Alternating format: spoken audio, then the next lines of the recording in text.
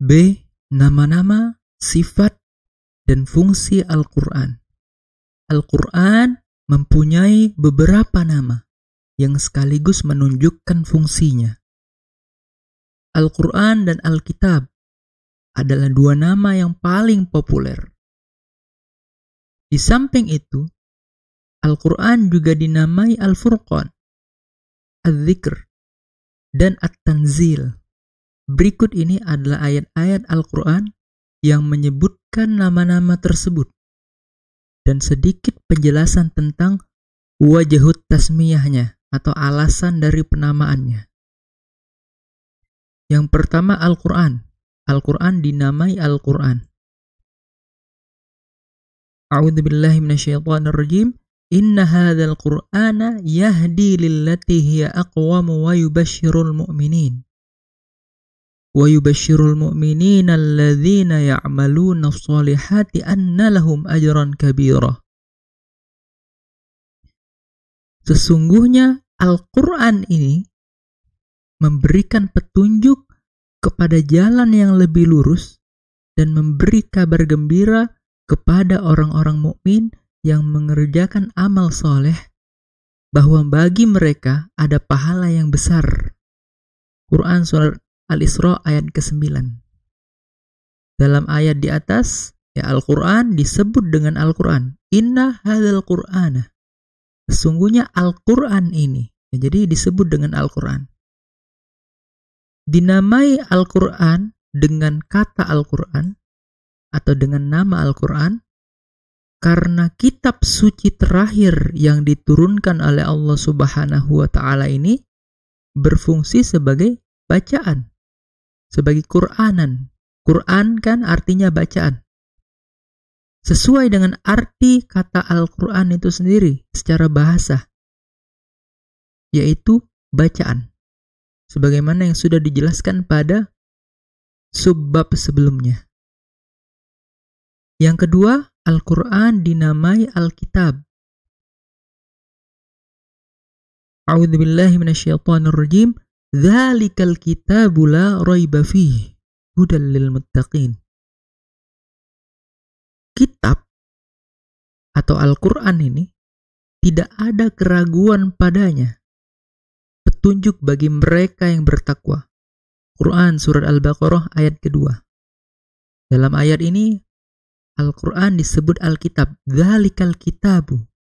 Kitab ini. Ya.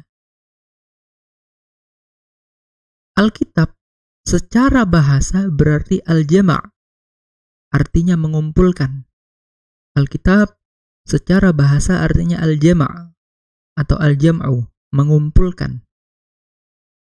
Menurut Imam As-Suyuti, dinamai Alkitab karena Al-Quran mengumpulkan al-jama'.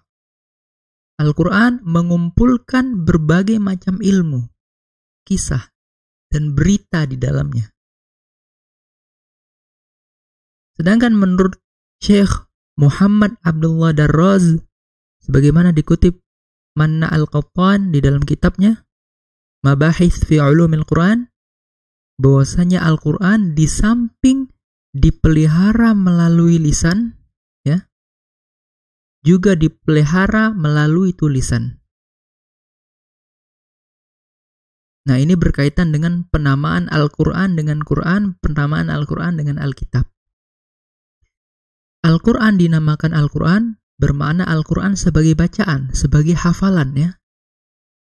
Dipelihara melalui lisan. Sedangkan Al-Quran dinamai Alkitab, ya, berkaitan dengan kitabah, penulisan, ya. Ini mengisyaratkan Al-Quran juga dipelihara melalui tulisan, pengumpulan. Penamaannya dengan Al-Quran dan Alkitab, dua nama yang paling populer ini mengisyaratkan bahwa kitab suci Al-Quran haruslah dipelihara melalui dua cara secara bersamaan. Tidak dengan salah satu saja, yaitu melalui hafalan, hifdzuhu fis sudur, dan melalui tulisan, hifdzuhu fis sutur. Yang ketiga, Al-Quran dinamai Al-Furqan. A'udzu billahi minasyaitonir rajim. Tabarakalladzi nazzala al-furqana 'ala 'abdihi liyakuna lil 'alamin nadhira. Artinya maha suci Allah yang telah menurunkan Al-Furqan, yakni Al-Quran, kepada hambanya agar dia menjadi pemberi peringatan kepada seluruh alam. Quran surat Al-Furqan ayat ke-1. Al-Furqan adalah bentuk masdar dari kata farqa dengan wazan fu'lan.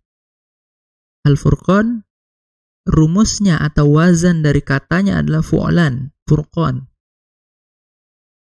Mengambil bentuk sifat musyabbahah dengan arti yang sangat memisahkan. Farqa memisahkan, Al-Furqan yang sangat memisahkan. Dinamai demikian karena Al-Quran sangat memisahkan dengan tegas antara yang hak dan batil, antara yang benar dan salah, dan antara yang baik dan buruk. Yang keempat, Al-Quran dinamai Az-Zikr. Sebagaimana dalam firman Allah Subhanahu wa Ta'ala, Inna nahnu nazzalna dzikra wa inna lahu lahafizun. Artinya sesungguhnya kamilah yang menurunkan Az-Zikr, yakni Al-Quran, dan sesungguhnya kami yang benar-benar memeliharanya. Quran surat Al-Hijr ayat ke-9. Az-Zikr artinya ingatan, ya, mengingatkan, peringatan. Dinamai Az-Zikr karena di dalam kitab suci ini terdapat peringatan, terdapat pelajaran dan nasihat dan kisah umat masa lalu. Az-Zikr juga berarti asyaraf atau kemuliaan. Hal ini sebagaimana yang ditunjukkan dalam firman Allah Subhanahu wa Ta'ala, wa innahu ladzikrun laka wa liqaumika wa sawfa tus'alun. Dan sesungguhnya wa innahu, Al-Quran, ladzikrun, benar-benar adalah suatu zikir, suatu kemuliaan, laka bagimu, wa liqaumika, dan bagi kaummu, wa sawfa tus'alun, dan kelak kamu akan dimintai pertanggungjawaban. Quran surat Az-Zukhruf ayat ke-44. Kemudian yang kelima, Al-Quran dinamai At-Tanzil. Sebagaimana yang terdapat dalam firman Allah Subhanahu wa Ta'ala, wa innahu latanzilu rabbil alamin nazzala bihi ruhul amin. Dan sesungguhnya Al-Quran ini latanzil, benar-benar tanzil, benar-benar diturunkan Rabbil alamin, oleh Tuhan semesta alam. Nazala bihi ruhul amin, dan dibawa turun oleh ar-ruhul amin, yakni Jibril alaihi salam. Quran surah Asy-Syu'ara ayat ke-192 sampai 193. At-Tanzil artinya benar-benar diturunkan. Dinamai demikian karena Al-Quran adalah kitab suci yang benar-benar diturunkan oleh Allah kepada Nabi Muhammad SAW melalui perantara malaikat Jibril. Demikianlah nama Al-Quran yang umumnya disepakati oleh para ulama sebagai nama-nama Al-Quran. Adapun nama-nama lain seperti An-Nur, Mawa'idhah, Syifa, Hudan, Rahmah, dan lain sebagainya, menurut sebagian ulama bukanlah termasuk nama-nama Al-Quran, tetapi termasuk sifat-sifat Al-Quran. Sementara sebagian ulama seperti As-Suyuti menganggapnya sebagai nama-nama Al-Quran. Ya, ini ada khilaf berarti. Menurut Imam As-Suyuti mengutip Abul Ali Uzaiza bin Abdullah Syaidallah, salah seorang fuqaha Syafi'iyah, penulis kitab Al-Burhan fi Mushkilatil Quran, Allah Subhanahu wa Ta'ala menamai Al-Quran dengan 55 nama. Di antara sifat-sifat Al-Quran disebutkan dalam beberapa ayat adalah sebagai berikut.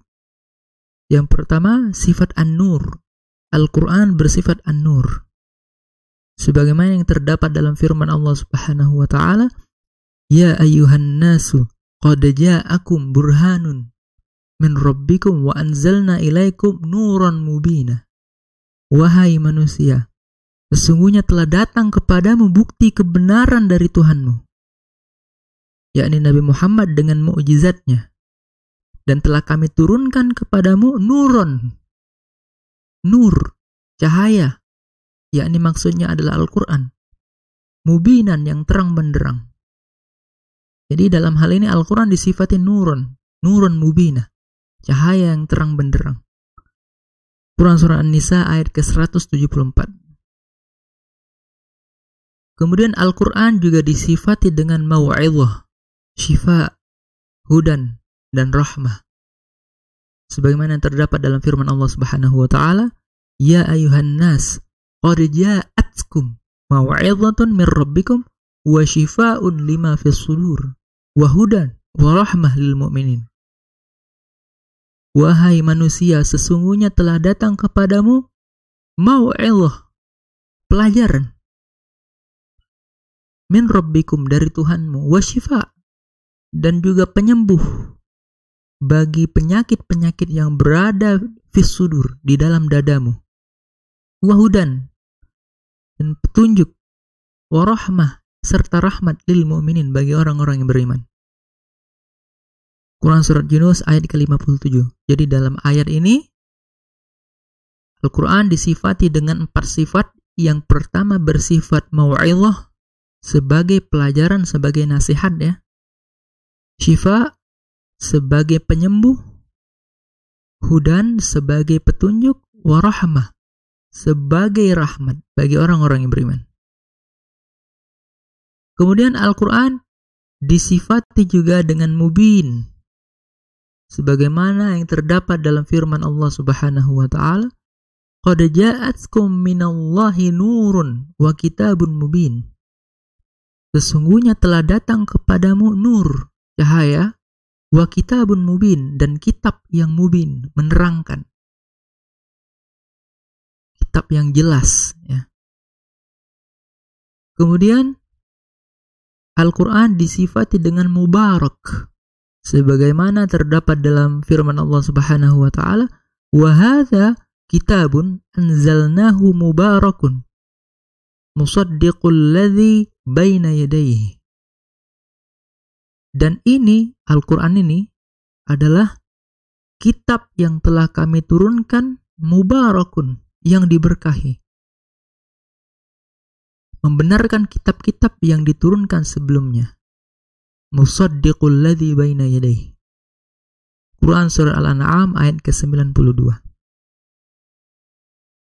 Kemudian Al-Quran juga disifati dengan basyir dan nadhir, sebagaimana yang terdapat dalam firman Allah Subhanahu wa ta'ala, kitabun fussilat ayatuhu Qur'anan Arabiyya liqaumi ya'lamun basyiran wa nadhiran fa'arada